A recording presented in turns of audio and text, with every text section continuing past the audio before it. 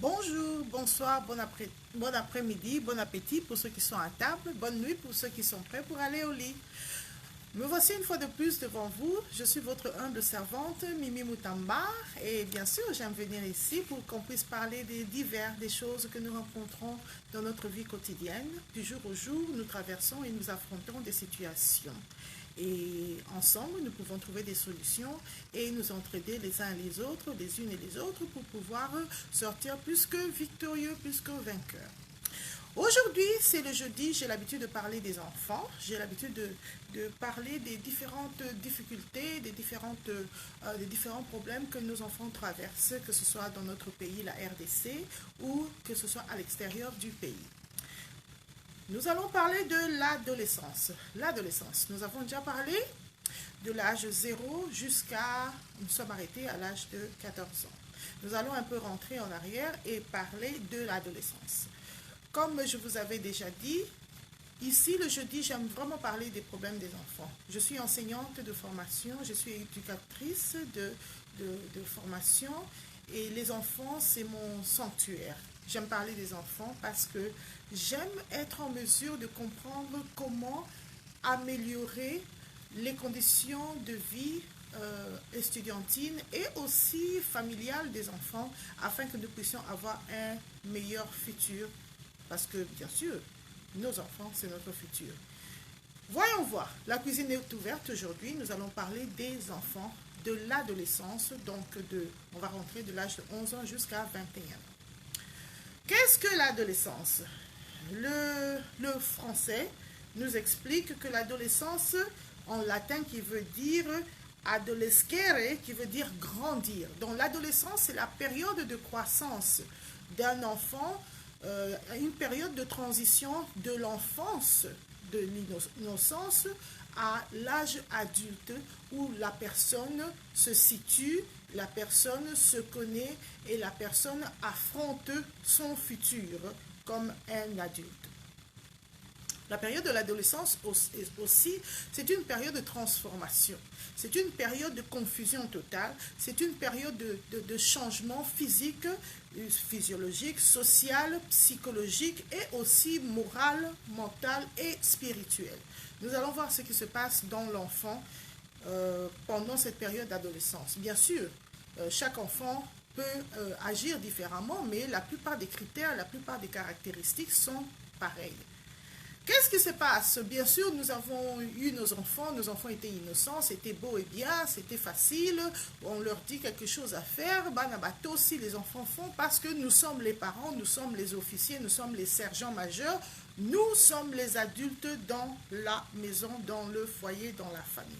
Qu'est-ce qui se passe lorsque l'enfant commence à transitionner dans une période, dans un stage où l'enfance, l'innocence de l'enfance commence à se fader, commence à disparaître petit à petit et l'enfant apprend maintenant à goûter, apprend maintenant à devenir quelqu'un qui peut affronter les caractéristiques d'un adulte.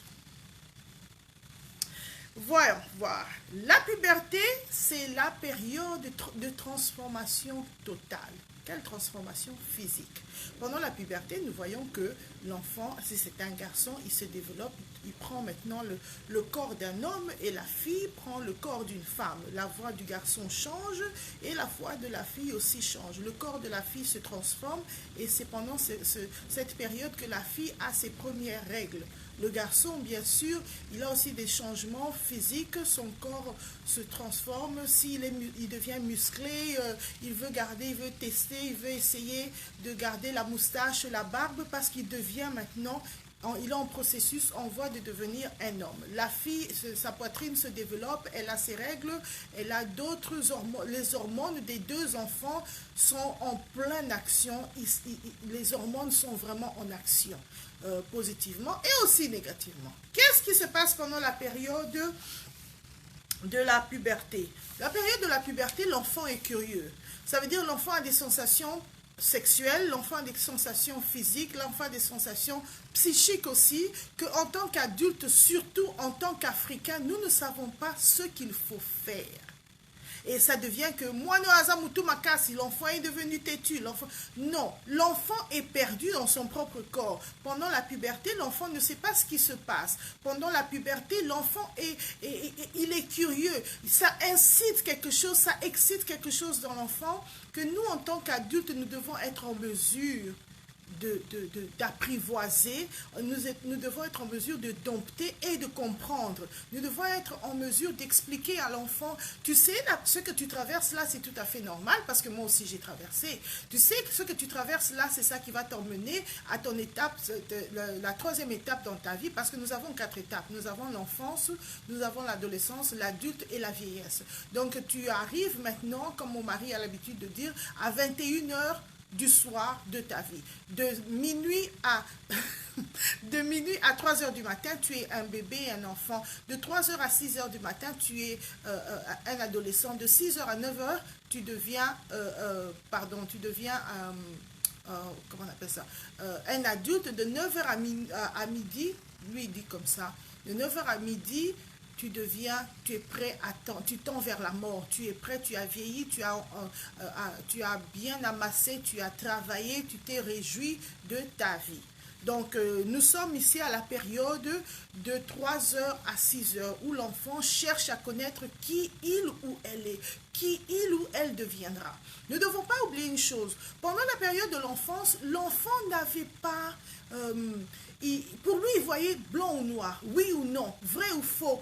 C'est tout. Il n'y avait pas le milieu, il n'y avait pas la période grise où l'enfant pouvait mettre une analyse et conclure. Non, l'enfant c'était soit tu me donnes, soit tu ne me donnes pas. Soit tu m'aimes, soit tu ne m'aimes pas. Soit ceci, soit cela. C'était très transparent, très clair, comme une écriture sur une feuille blanche, blanc et noir. Il n'y avait pas les différentes couleurs entre les lettres, entre les écritures et la page. Donc, nous voyons maintenant la période adolescente. L'enfant devient, sa curiosité s'éveille. L'enfant veut tester, l'enfant veut goûter, l'enfant veut connaître. Alors, nous allons voir plusieurs histoires que l'enfant a l'habitude, pardon, pas à l'habitude, mais l'enfant va traverser. Nous voyons pendant la période de l'adolescence, je crois que nous allons voir l'étape de l'adolescence, c'est ça. Donc, comme je vous avais expliqué, la préadolescence, ce qui est considéré comme préadolescence, nous avons des enfants aussi qui traversent cette période un peu plus tôt. Donc, la prépuberté, la préadolescence, c'est de l'âge de 11 à 14 ans. Nous avons 10 plutôt même, il y en a qui sont plutôt 10 ans, je pense qu'il y en a aussi entre 9 ans. Déjà à l'âge de 11 ans ou 10 ans, l'enfant développe la poitrine, les seins. L'enfant aussi peut avoir ses règles très tôt, au lieu de 12 à 14 ans comme les enfants qui sont considérés normaux pendant la période de développement de la puberté. Il y a les garçons aussi qui ont une puberté précoce. Donc là, l'enfant est encore très jeune, peut-être en primaire, mais nous voyons déjà l'enfant est développé. L'enfant ne comprend pas ce qui se passe dans son corps parce qu'à l'école, l'enfant voit tout le monde est différent. Ses amis sont différents. Alors surtout les filles, elles auront tendance maintenant à vouloir se couvrir. Elles auront tendance à porter des gros habits pour qu'on ne remarque pas qu'elle s'est développée un peu plus vite, un peu plus tôt que ses amis. Les jeunes garçons, la même chose.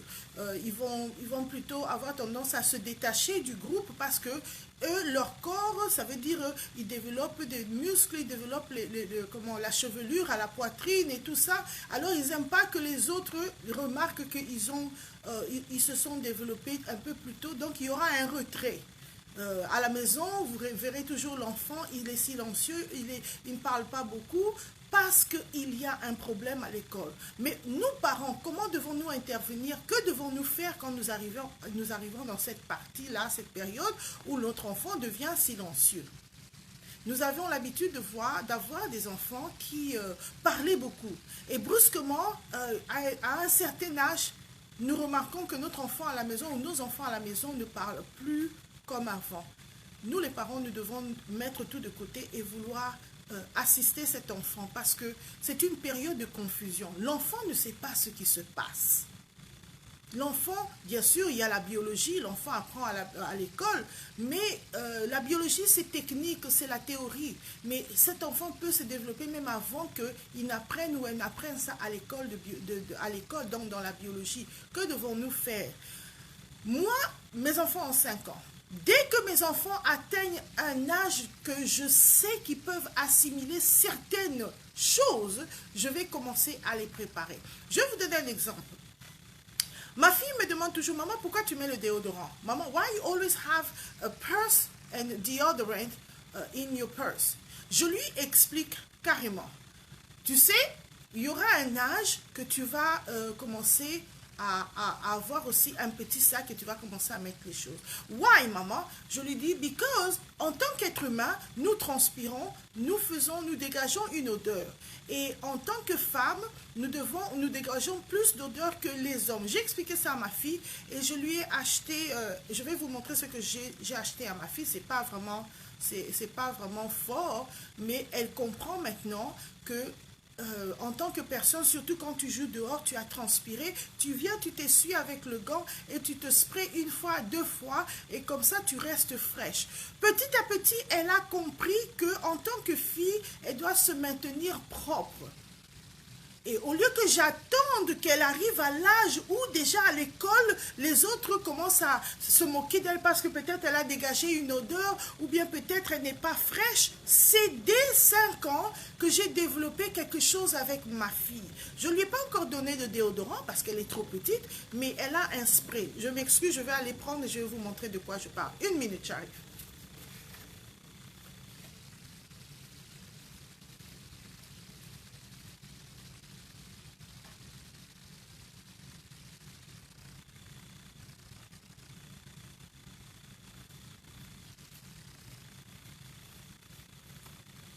Voilà, donc le jour que je lui ai expliqué, je suis partie avec elle au store, au magasin, pardon. Moi, je me suis acheté mes histoires de toiletterie et elle, je lui ai acheté cette bouteille ici, c'est seulement 2 dollars à peine. Vous pouvez trouver ça à Dollar Général, Family Dollar, Walmart, partout vous allez trouver ça, même en Europe. Ça coûte seulement 2 dollars. Et je sais qu'avec ce spray, elle peut faire 2 mois avec ça. Mais elle sait une chose, qu'en tant que fille, il y aura des fois, elle devra maintenir son corps. Elle a son gant de toilette, donc quand elle rentre de l'école, elle se rafraîchit la figure et sous les aisselles, j'ai montré à mes enfants, et c'est comme ça, c'est la préadolescence, la prépuberté, parce que je ne veux pas que quand ils vont à l'école, les autres commencent à... parce qu'il y a d'autres enfants qui se développent un peu tôt. Je ne sais pas comment les miens vont se développer. Et ça, c'est pour mon fils. Lui aussi, il a ça. Surtout, lui, je lui dis, comme toi, tu es garçon, vous jouez beaucoup dehors. Quand tu rentres, tu te rafraîchis, tu sprays 1 time, 2 times, et c'est fini. Tu es frais.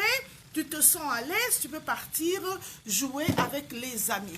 Ils connaissent qu'ils ne peuvent pas dormir sans se faire la toilette, la petite toilette, les aisselles entre les jambes, le dos, le cou. Mes enfants connaissent ça. C'est ça la préadolescence. C'est comme ça que tu prépares ton enfant à affronter la période de l'adolescence. Parce que si tu rates ça dès le bas âge, cet enfant va amener cette paresse ou bien cette manque de connaissance dans l'âge de la puberté et plus tard. Et c'est souvent difficile à corriger parce que tu n'as pas pris le temps de préparer. Nous sommes les fondateurs. Nous sommes les fondatrices, nos enfants, ce sont des terrains vierges. C'est nous qui devons poser des fondations. La façon dont tu fondes, tu plantes, tu mets des piliers, tu plantes, c'est comme ça que ces enfants vont grandir. Moi, j'ai choisi, dès qu'ils sont partis à l'école, mes enfants ont été préparés. Comment être? Par exemple, même la bouche, ils savent faire le bain de bouche. Ils savent, je les prépare parce que je ne veux pas plus tard qu'ils partent à l'école, mais ils ne savent pas se soigner. Donc, les enfants sont perdus. La période de puberté, elle est vraiment critique parce que c'est là aussi que certains enfants gagnent beaucoup de poids. Ils étaient très minces quand ils étaient petits, mais pendant l'adolescence, à cause des hormones, ils gagnent beaucoup de poids. Ou alors, l'inverse, quand l'enfant était un peu gros, gras, quand il était petit, pendant la période de l'adolescence, ils perdent beaucoup de poids.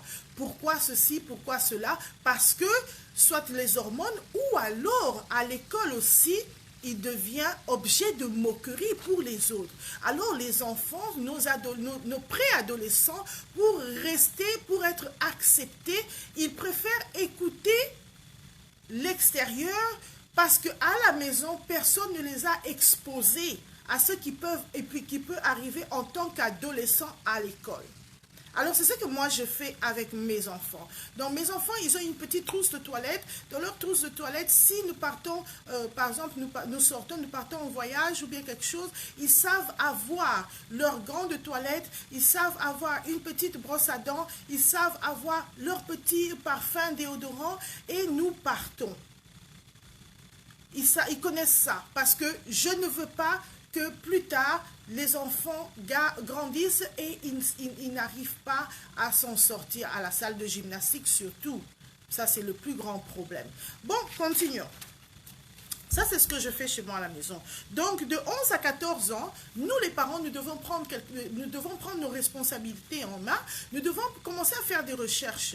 Surtout nous, les Congolaises, les Lingalaphones, pas tous les enfants ont eu l'opportunité d'avoir les parents les faire asseoir et leur parler correctement de la période qu'ils veulent maintenant affronter, franchir, qui est la période de l'adolescence. Souvent, comment est-ce que nos parents nous parlent? Hey, toi, si tu touches tu touches un garçon, tu salues un garçon, tu vas tomber enceinte. Oh, toi, si tu t'approches d'une fille, tu embrasses une fille, elle va tomber enceinte. Oh, ne fais pas ceci, ne fais pas ce... Ben oui, c'est bon tout ça. En Amérique, on dit les birds et les bees, donc les oiseaux et les abeilles. Si un oiseau s'approche de toi, si une abeille s'approche de toi, l'oiseau va tomber enceinte. Donc, c'est un peu désordonné. Prenons le temps de nous asseoir et de parler à nos enfants. Qu'est-ce que c'est que la puberté? Ma fille me demande souvent, maman, comment est-ce que moi, je n'ai pas de poitrine, mais toi, tu as une poitrine? C'est une question qui, je pense qu'elle veut tellement être comme maman que ce sont des questions. Et elle a le droit de me poser ces questions. Et moi, je lui réponds, tu sais, quand tu vas arriver à un certain âge, toi aussi, tu vas devenir comme maman. Ah, ok, d'accord, elle est contente. Et mon fils, il demande à son père la même chose. Pourquoi toi, tu as des muscles, moi, je n'ai pas de muscles? Pourquoi toi, moi, je dois faire pipi debout et ma soeur et maman doivent s'asseoir pour faire pipi? Ce sont des choses que nous devons prendre le temps de demander et aussi nous devons prendre le temps de répondre. Certains enfants, peut-être les miens sont courageux, ils demandent, mais certains enfants aussi ne savent pas comment demander. Pourquoi? Voyons l'attitude des parents à la maison. Si tu es tout le temps fâché, la figure fermée, ou tu es trop strict pour que l'enfant ne parvienne pas à venir te parler, ça veut dire qu'il y a un problème. Parents, nous devons nous rappeler que ces petits-enfants que nous avons dirigés, commandés comme dans une armée ou bien dans un business, ce sont des personnes comme toi et moi qui ont des sentiments, qui ont des émotions, qui ont un cœur, qui savent rire, qui savent pleurer, qui ont de la peine lorsque nous ne savons pas les traiter. Traitons-les comme si c'était nous-mêmes. Parce qu'au fait, c'est nous-mêmes, mais en miniature, nous nous sommes reproduits nous-mêmes. C'est ça que je voulais dire. Ok, l'adolescence proprement dite, la période de la puberté normale est souvent entre l'âge de 15 à 17 ans. De 15 à 17 ans, c'est là que nous voyons un vrai développement des enfants. Et de 18 à 21 ans, il y a un problème, ça peut être un problème médical, psychique, mental. Si ton enfant se développe si tard, il faut plutôt je vous conseille d'aller voir un médecin. Commencez par le pédiatre qui va vous référer plus tard quelque part. Normalement, je peux dire, 12 à 16 ans, au plus tard 16 ans, ton enfant doit avoir atteint l'âge de la puberté. Ton enfant doit avoir développé, son corps doit être développé déjà. Et si c'est une fille, elle doit déjà traverser sa période de menstruation. Si c'est un garçon, les changements corporels d'un garçon qui le préparent à entrer dans la période adulte doivent être visibles. Si ce n'est pas, ça n'arrive pas, il faut aller chez un médecin. Va chez le pédiatre de l'enfant et laisse le pédiatre examiner. S'il y a un problème corporel, ça veut dire biologique, le pédiatre va te dire. Si c'est un problème psychique, mental, le psychologique, le pédiatre va t'envoyer chez des spécialistes. Mais sachons une chose, parents, nous devons comprendre que nos enfants sont dans la découverte de soi. Ils veulent connaître qui ils veulent. Et pendant cette période d'adolescence, qu'est-ce qui va se passer? Les enfants deviendront touche à tout. Ça, il ne faut pas oublier. Les enfants, ils vont commencer à goûter un peu partout.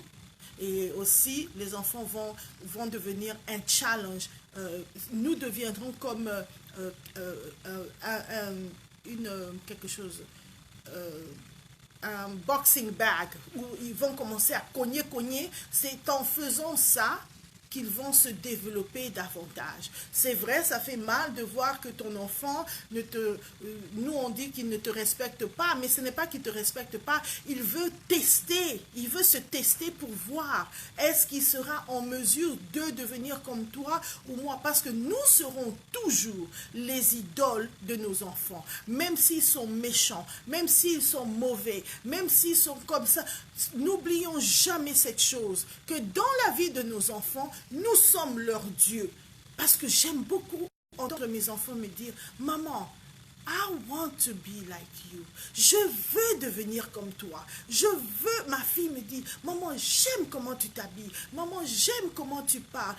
C'est mon fils, il dit, maman, I love you, maman. Je t'aime seulement parce que j'aime qui tu es. » C'est-à-dire, quelque part, les enfants, mes enfants veulent devenir comme moi. Je suis leur idole.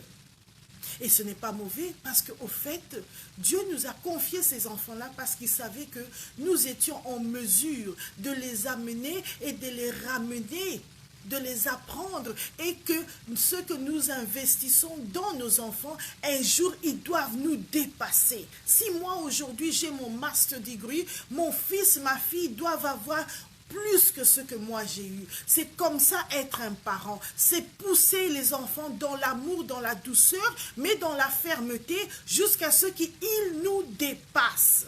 Si tu as un enfant qui n'arrive pas à te dépasser, pas seulement dans l'étude, parce que nous pensons que quand un enfant nous dépasse, ça doit être dans l'étude, dans les études. Non, un enfant peut te surpasser, il peut t'impressionner, parce qu'au fait, il sait se contrôler, il sait faire quelque chose mieux que si c'était toi qui faisais. Nos enfants, ils auront toujours une petite pièce, ils auront toujours quelque chose qui nous appartient en eux. Et ce que nous, par exemple, un talent, ton fils et ta fille, ils ont ce petit grain de talent en eux.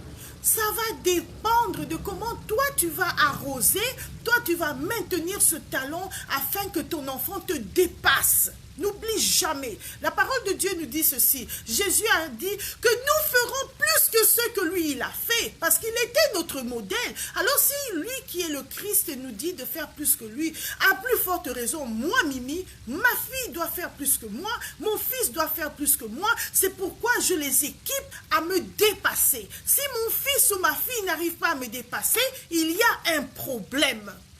Et le problème, c'est pas eux, c'est nous. Pourquoi c'est nous? Parce que nous ne sommes pas arrivés au niveau d'avoir une estime haut, d'avoir une perception de nous si élevée pour pousser nos enfants à nous dépasser. Parce que l'enfant ne regarde pas en bas, mais l'enfant regarde en haut. Alors si cet enfant ne voit rien de toi et de moi qui l'excite, qui le pousse à te dépasser, regarde-toi une fois de plus. Regarde qui tu es, regarde ce que tu es, regarde si réellement ce que tu es. Excite ton enfant à t'imiter. Nos enfants sont nos imitateurs. Maintenant, nos enfants nous imitent dans le bon ou dans le mauvais. Qu'est-ce que nos enfants font que nous pouvons un jour nous taper sur l'épaule et dire « travail bien fait ». Qu'est-ce que tu fais en tant que parent pour que ton enfant puisse vouloir, pardon, s'agripper à toi pour que quand toi comme tu es élevé, ils puissent grimper et te dépasser, te dépasser. C'est pendant ces périodes ici, de 0 à 21 ans, que le sol est fertile, que nous pouvons mettre au maximum. Au maximum, pas le minimum. Ne donne pas le médiocre de toi, mais donne le meilleur de toi. Parce qu'en donnant le meilleur de toi en tant que parent, l'enfant va vouloir te dépasser. Ça deviendra comme un bon challenge. Ah, papa, toi tu es docteur, mais moi je vais te dépasser, papa. Ah, maman, toi tu as fait le master, moi je vais te dépasser. Ah, maman, toi tu as fait ceci. Ah, maman, toi tu as fait cela. Ah, papa. C'est cette compétition que je vois chez moi ici. C'est ça. J'ai aimé hier, je n'ai pas eu l'occasion de tout terminer, de dire ce que j'avais à dire, mais j'avais beaucoup aimé l'émission de mon frère, de mon confrère, de mon ami Papa Essentiel. Il parlait de quel est ton rôle dans la société. Est-ce que tu es venu pour assembler ou diviser? En tant que parent dans la maison, quel est ton rôle? Comment attribues-tu tes qualités? Comment disperses-tu tes talents dans ton petit foyer? Pas dans la communauté, ne sors pas encore dehors, mais dans ton petit foyer, dans ta maison, dans ta famille. Quel apport positif, s'il te plaît, apportes-tu à tes enfants? Je ne parle pas de mari ni de femme. En tant qu'individuel, toi, moi, individu Mimi, que donne Mimi à ses enfants pour que ses enfants grandissent dans la crainte de Dieu et dans l'amour des parents et aussi dans le succès dans la société? Qu'est-ce que mes enfants seront capables d'apporter un jour dans la communauté congolaise? Qu'est-ce que mes enfants un jour seront apporter dans la communauté en particulier où ils habitent ici aux États-Unis, précisément à Dallas? Est-ce que je suis un bon modèle ou plutôt je suis une destructrice? Est-ce que je construis ou je détruis? C'est pourquoi nous allons parler maintenant parler de la puberté, de l'intelligence. Nos enfants, c'est vrai, c'est pas tout le monde qui est prédestiné à aller à l'université, mais quelque part, chaque enfant a une opportunité de réussir. Ça dépend de l'environnement que cet enfant va grandir. Et le premier environnement, c'est pas l'extérieur, c'est dans la maison. Ça commence dans la chambre de l'enfant. Comment est-ce que nous, parents, nous utilisons cette chambre où l'enfant va se... Parce que la chambre de l'enfant, c'est son sanctuaire. Ils peuvent être à 10 dans une seule chambre, mais chaque enfant dans les 10 a son sanctuaire, c'est sa chambre. Même s'ils sont en 4 dans le même lit, mais son sanctuaire, c'est cette chambre. Dans cette chambre, cet enfant trouve la paix, la sécurité, l'amour. Dans cette chambre-là, cet enfant peut parler des problèmes qui le dérangent. Même s'ils sont à 10, le cri peut être silencieux comme le cri peut être élevé, mais la chambre de l'enfant, c'est la première place qu'en tant que toi et moi, parents, nous devons travailler. Parce que l'enfant peut aussi ne peut rien dire à la salle à manger, au salon, à la cuisine. Mais dans la chambre, comme c'est son sanctuaire, c'est sa forteresse. L'enfant est en mesure, si tu sais comment t'y prendre, de parler. Il peut ne pas te parler au salon, il peut ne pas te parler dans ta chambre, mais dans sa chambre, dans son sanctuaire, dans son territoire, l'enfant a ce pouvoir-là, il sait comment te parler. Mais nous, les parents, quand nous entrons dans la chambre des enfants, c'est pour détruire. Nous sommes là seulement pour hurler, pour montrer les négativités. Ta chambre est sale, tu ne fais pas tes devoirs. Regarde comment nos chambres, nos solos, ton lit n'est pas fait. C'est son sanctuaire. Quand tu l'attaques dans sa forteresse, il va te fermer, il va t'éviter, il ne veut plus rien avoir avec toi. Comment utilises-tu son territoire à lui ou à elle? C'est très, très important. Lorsque nous sortons dans la chambre des enfants, La deuxième place très importante pour l'enfant, c'est la cuisine, ça veut dire le frigo. L'enfant peut ne pas se laver pendant 3 jours, mais tu le verras toujours à la cuisine. Pourquoi? Parce que l'enfant doit se nourrir. Non pas seulement il se nourrit de la nourriture, mais c'est là que l'enfant sait contrôler. Parce qu'il y a des fois, des enfants se sentent perdus. Les enfants se sentent perdus. Pourquoi? Il y a tellement beaucoup de lois et de règlements dans la maison. La seule chose que l'enfant peut contrôler, c'est ce qu'il met dans la bouche. Parce que tu ne vas pas le forcer de manger. Tu peux lui dire fais ton lit, tu peux lui dire tout ce que tu veux, tu peux l'injurier comme tu veux. Mais tu ne peux pas contrôler la nourriture qu'il met dans la bouche.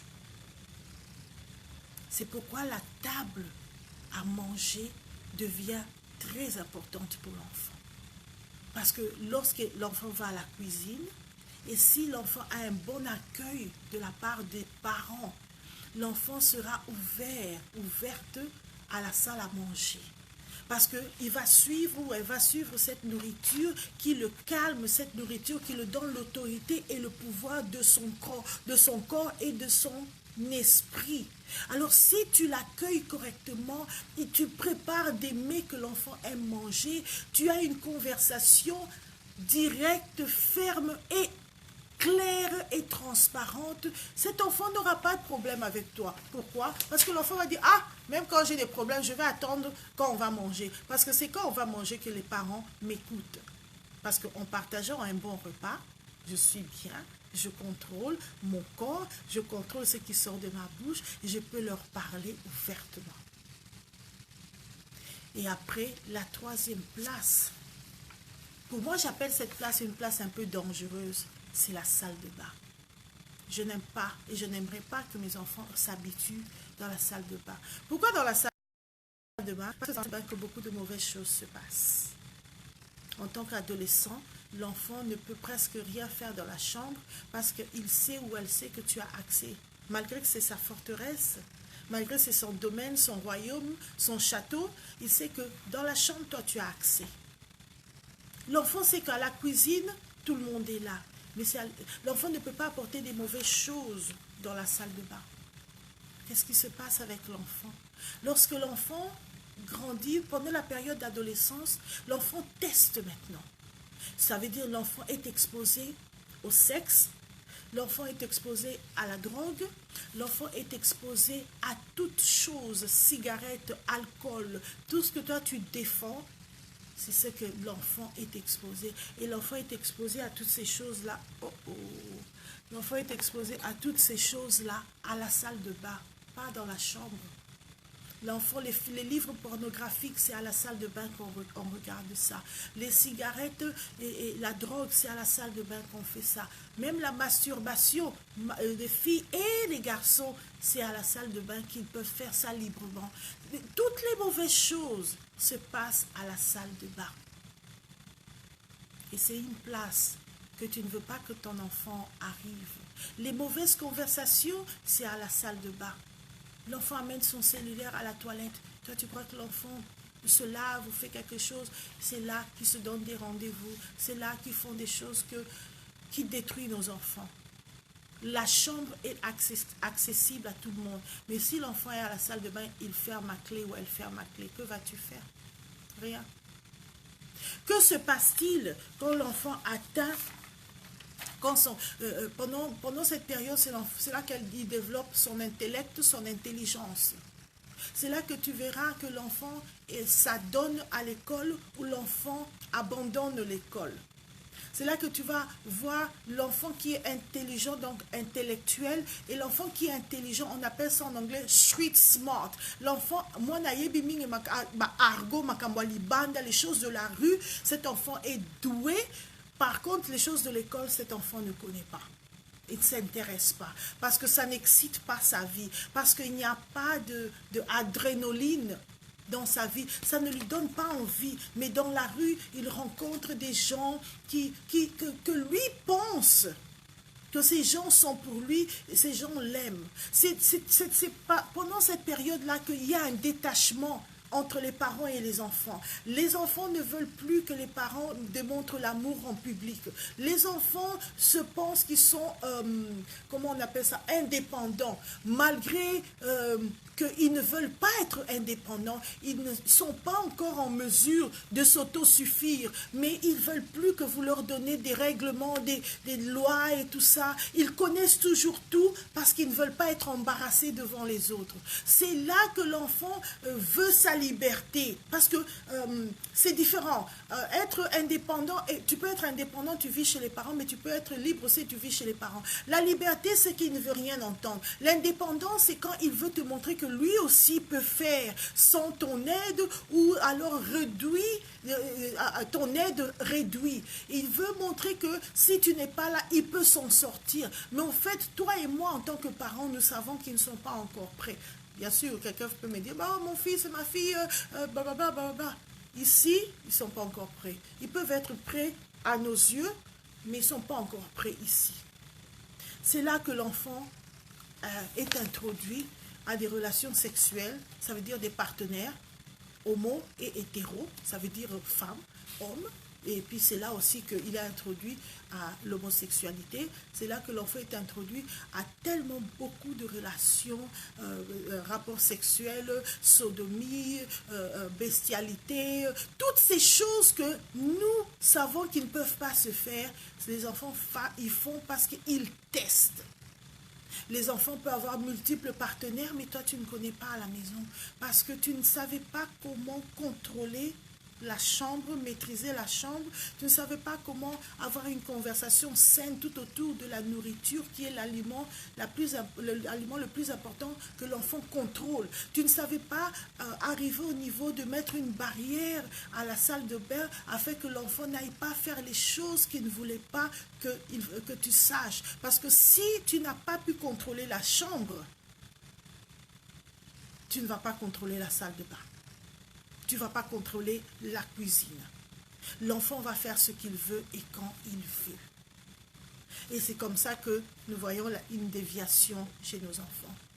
L'enfant peut être à l'école, il travaille très bien, tu penses que l'enfant est bien, mais l'enfant souffre dans le cœur parce que tu ne sais pas comment approcher cet enfant et lui parler. Tu ne sais pas comment le faire. Ouh! C'est là que l'enfant maintenant cherche des considérations à l'extérieur. Parce qu'au fait, au fond de lui, c'est bon, ce sont mes parents, ils sont obligés de m'aimer. Et c'est là aussi que les enfants remarquent, bon, il y a d'autres parents qui ne savent pas aimer les enfants. Les enfants se sentent seuls. La solitude entre, le rejet entre comment? Les paroles que nous, les parents, faisons sortir. Quand nous étions en grossesse de ces enfants-là, quand ces enfants sont nés, qu'as-tu dit, qu'ai-je dit? Ces paroles sont des grains qui sont dormants dans la vie de nos enfants jusqu'à la puberté. C'est là que ces grains commencent à germer. Et c'est là que ces grains commencent à sortir. Si tu as utilisé des paroles bénéfiques, des paroles de bénédiction, les enfants, vous allez voir les fruits. Tu vas voir les fruits. Si tu as utilisé des paroles de malédiction, tu vas aussi récolter des fruits pendant la période d'adolescence.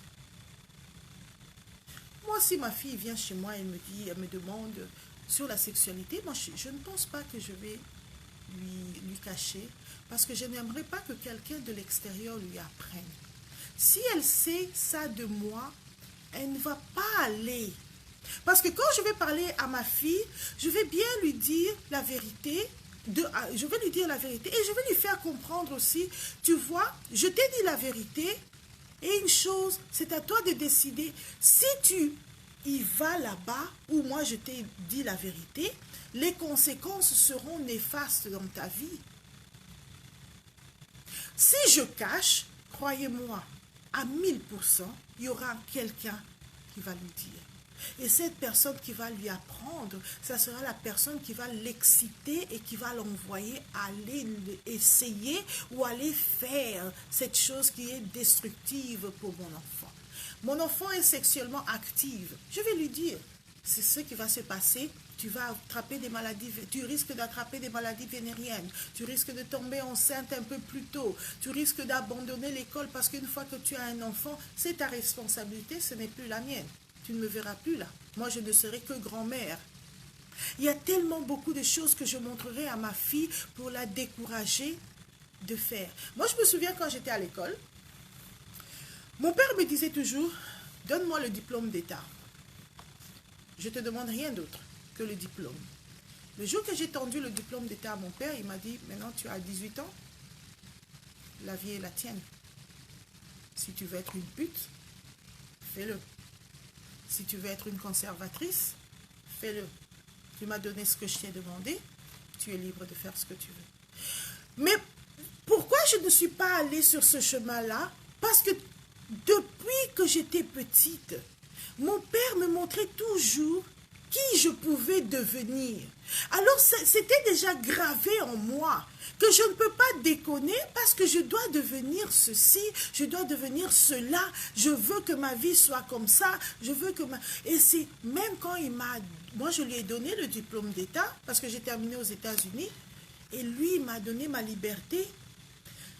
C'était trop tard pour moi, je ne pouvais plus aller là-bas parce que pendant des années, pendant au moins une dizaine d'années, mon père a mis des fondations qui plus tard m'empêchera ces fondations m'empêcheront de sortir à l'extérieur, d'aller dans des territoires inconnus, d'aller dans des territoires qui vont nuire à ma vie et à ma personne. C'est le rôle des parents. Nous devons mettre des fondations. Ce sont ces fondations qui vont empêcher nos enfants d'aller dans la décadence, d'aller dans la débauche, d'aller dans l'abandon de soi, d'aller dans l'incertitude parce que jusqu'à présent, ils n'arrivent pas à trouver qui ils sont. J'espère que je n'ennuie pas quelqu'un avec tout ce que je dis, mais c'est vraiment très important. Donc, nous devons avoir une certaine mesure de considération pour nos enfants. Ce sont nos petits nous, ce sont nos nous en miniature. C'est nous en miniature. Donc, si tu as raté, cherche à avoir des informations correcte où tu as raté pour transmettre ces informations-là à tes enfants afin que tu ne rates pas une fois de plus et que tes enfants à la longue ne ratent pas non plus. Waouh! Ça c'est l'intellectuel, donc nous avons les enfants intello et les enfants intello avec les livres, donc Fumuchik, hein, bookworm, et les enfants intello banabalaba, les enfants de la rue dans le sens pas comme les chéguémés qui savent, ce sont des enfants débrouillards. Vous pouvez les mettre quelque part, comme ils ont un sens de connaissance de la vie courante, ils peuvent se débrouiller dans la vie. Nous devons comprendre aussi une chose. Le social joue un grand rôle dans la vie de nos enfants. D'abord, l'environnement que nous avons dans la maison. Qui nous emmenons chez nous? Qui nous tolérons pour qu'ils deviennent, ils fassent partie de la vie de nos enfants? Est-ce que nous connaissons qui nous exposons nos enfants avec? Est-ce que ces personnes sont constructives ou destructives? Qu'est-ce que ces personnes emmènent dans la vie de nos enfants? Il y a des fois, moi je me souviens quand on était petite, on avait des bonnes et des domestiques et puis des gens qui venaient à la maison. Mais quand maman remarquait un langage qui n'était pas le nôtre dans la maison, la personne là ne venait plus. Maman va te demander, mais où est-ce que tu as appris à parler comme ça? Où est-ce que tu as entendu ce vocabulaire ici? Pourquoi, comme tu utilisais ma phrase à Boïna, quand vous citez le nom, maman va te dire, ah, tu vois ici, ces enfants ici, c'est mon investissement. Si je gâte, moi j'aurai des problèmes dans ma vieillesse. Alors qu'il y a les soucis. Ma mère était directe. Dans sa gentillesse, elle était directe. Et c'est comme ça que moi aussi, quand je remarque un mot que je ne connais pas chez mes enfants, Lydia, come here. Où est-ce que tu as entendu ce mot ici? Oh maman, quand on était parti à l'école, à la cour, oups, teacher, Lydia a amené un vocabulaire qui n'est pas le nôtre. Ça, je le fais. C'est parce qu'ils sont à l'école, sinon j'allais vous montrer la farde avec tout ce que j'écris au professeur. Chaque semaine, je parle au professeur. Alors, le professeur aussi connaît. Quand elle entend Lydia ou Joël dire quelque chose qu'elle n'a pas l'habitude d'entendre, elle leur dit, non, non, non, tu ne peux pas emmener ça à la maison parce que ta maman va me dire que ce n'est pas votre langage. C'est comme ça. Qu'est-ce que tes enfants reçoivent? Des gens que toi, tu as ouvert la porte, des gens que toi, tu as permis, et d'autres gens que tu as donné la clé de la porte de ta maison. Tout ce qui nous entoure contribue à notre personne et à l'avenir de notre famille. Tout ce que nos enfants entendent à l'extérieur comme à l'intérieur de la maison, si ce n'est pas corrigé, retranché à temps, ça va constituer, ça sera compté parmi la racine, la fondation de nos enfants. Moi, même en français, je ne dis pas des gros mots. Même en anglais, je ne dis pas des gros mots. Alors, même mes enfants à la maison ne disent pas des gros mots. Même mon mari, c'est comme ça qu'on a décidé. Il n'y a pas de gros mots dans la famille. Si tu veux parler, si tu veux t'exprimer dans la colère, exprime. Il y a des vocabulaires que tu peux utiliser. Mais tu n'insultes personne. Tu n'utilises pas des mots vulgaires à la maison. La bouche ici, ça doit être propre. Parce que c'est dans la bouche ici que tu bénis quelqu'un. Tu ne peux pas aussi maudire.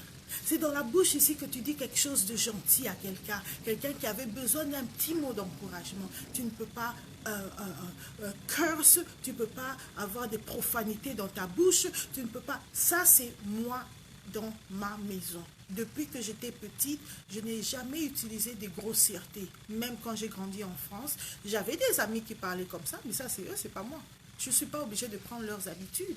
Ça, c'est une chose que nous devons apprendre à nos amis. Tu peux avoir de très bons amis qui, peut-être, qui ne sont pas élevés, éduqués comme toi. Mais ça ne veut pas dire qu'ils sont des mauvaises personnes, qu'elles sont des mauvaises personnes. Toi, tu ne prends pas leurs habitudes. Parce que tes habitudes, peut-être, sont mieux que les leurs. Mais tu ne vas pas imiter, prendre le vocabulaire de tes amis, sachant que chez vous, vous ne parlez pas comme ça. C'est ça, c'est comme ça que le social joue. Ce que toi tu refuses ou tu as honte d'apprendre à ton enfant, crois-moi, dans le social ici, quelqu'un va lui apprendre. Dès que ton enfant sort de ton environnement, de la famille, de la maison, à l'extérieur, ton enfant est exposé à tout. Ton adolescent est comme une éponge, comme un aspirateur, un vacuum. Il aspire parce qu'il a besoin de connaître son identité. Donc tout ce qu'il y a là, c'est seulement aspirer. Aspirer, c'est toi qui dois apprendre à ton enfant à rejeter ce qui n'est pas bon. Tu vois, tu as aspiré tout ça, tu as ouvert l'aspirateur, tu as mis par terre. Maintenant, on va trier les déchets et les choses que tu peux garder. C'est toi. Un exemple, hier, mon fils... Tous les jours, nous récitons les mêmes paroles, Je suis la tête, je suis ce que tu dis que je suis, ce que je dis que je suis la tête et non la queue, je suis le premier, non le dernier, je suis le leader et je ne suis pas les autres. Et l'échec n'est pas dans mon vocabulaire. I am what I say I am. I am the head and not the tail. I'm the leader and not the follower. And failure is not an option. Is not a choice. Is not a wiggle around. Is nothing that I will choose. Donc l'échec n'existe pas dans notre vocabulaire. Si quelque chose je n'arrive pas à le faire, je me relève et j'essaye jusqu'à ce que je vais réussir. Donc on répète ça. Je leur dis, vous êtes mon soleil. You are my sunshine, my only sunshine. You make me happy when skies are gray. You never know, Lydia and Joel, how much I love you. Automatiquement, quand je leur dis ça, ils me regardent parce qu'ils confirment qu'ils savent que je les aime. Ce mot aimer chez les parents congolais est dur à faire sortir. Et chaque jour, je ne sais pas combien de fois je dis à mes enfants, I love you. Il dit, maman, you already told me. J'ai dit, I know. I just want to tell you again.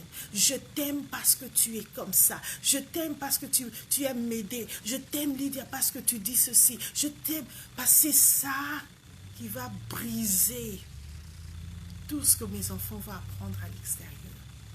Si ma fille rencontre un garçon, il va dire non. Elle va dire non à ce garçon. Tu es mon ami, mais je ne peux pas t'aimer, je ne peux pas aller avec toi. Parce que ma maman mon papa me dise tous les jours qu'il m'aime. Donc je vais attendre quand je vais grandir, quand je vais faire ceci, quand je vais faire cela. Et mon premier homme sera celui que je vais donner mon corps. Vous ne savez pas comment ces paroles restent gravées dans vos enfants. Que dis-tu à ton enfant le matin? Que dis-tu à ton enfant dans son sommeil? Parce que peut-être la journée il n'a pas entendu. Mais le soir, mes adolescents, quand ils vont avoir l'âge, je vais aller dans leur chambre. Même si je ne m'approche pas d'eux, je vais déposer dans l'air les paroles de bénédiction. Lydia, maman loves you. Joël, maman loves you. Tu seras la tête et non la queue. Ça veut dire dans l'atmosphère pendant la nuit. Même s'il y avait des esprits qui venaient détruire ou venir faire quelque chose, mais ces esprits vont se rencontrer avec mes paroles de bénédiction. Tu n'es pas obligé de parler à tes enfants quand ils sont éveillés, même la nuit, parce que la nuit, les esprits circulent. Et moi, j'aime mes enfants quand je leur parle la nuit, même s'ils dorment profondément.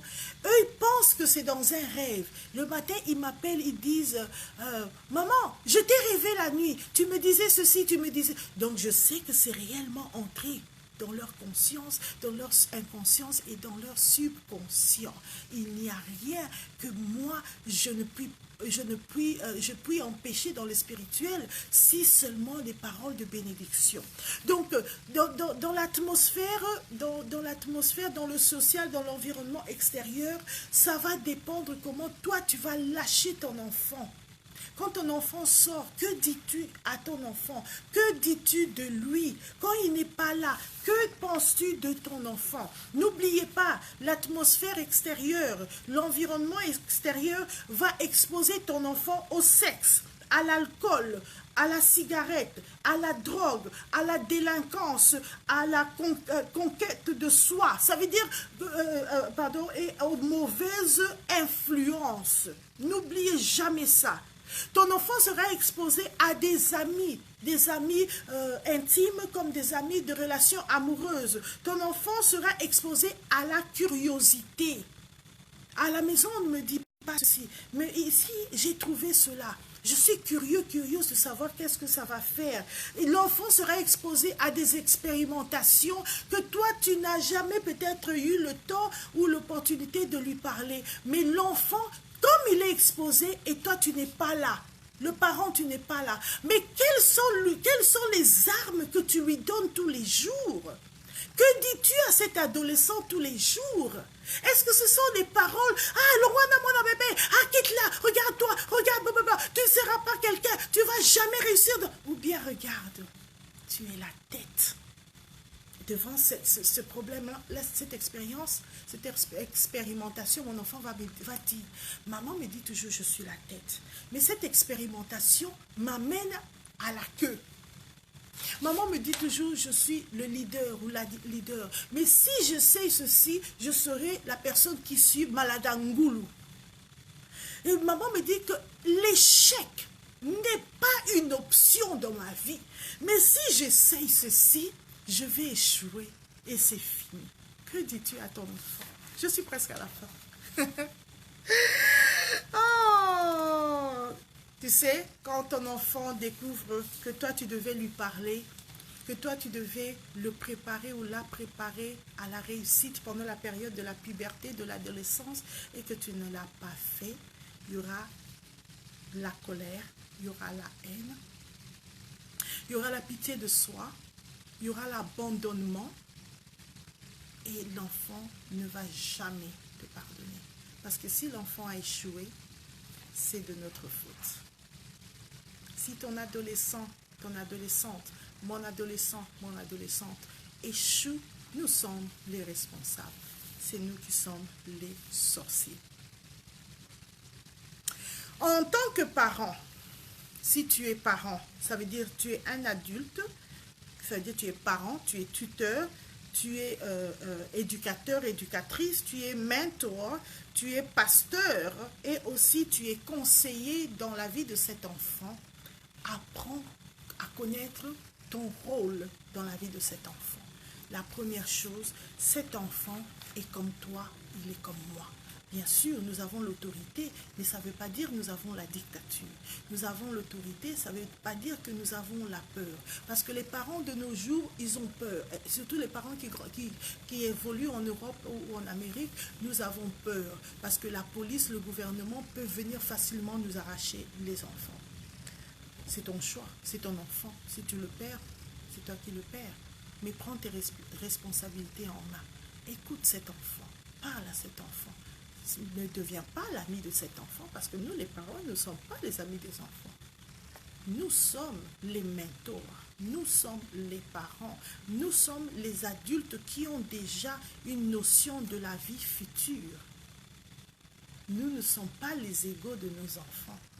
Mais avec amour, affection, avec tendresse, avec compréhension, nous pouvons amener nos enfants à être des adultes dans le futur et aussi à être les enfants, les adultes de la prochaine génération cette génération va nous conduire dans notre vieillesse et nous allons quitter ce monde avec une paix extraordinaire.